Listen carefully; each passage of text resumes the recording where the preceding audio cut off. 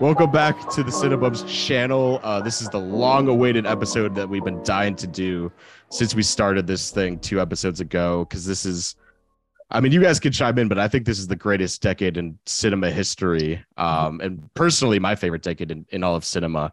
But a little table setting. We have Carlos and Blair back. They've been on every episode so far, and they're back on the best episode, I would say. But we have a special guest.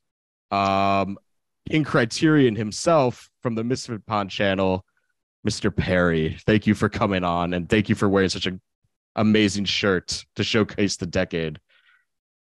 Thanks for having me, Jake. Of course, yeah. But this has been a long time coming, I feel like, and we'll finally have some back and forth on the pod. But I guess, like, from the top, like, what do you guys think about the 70s as a whole? Like, do you love it as much as me? I'm sure you do. I mean, like, if you're a film fan, how could you not?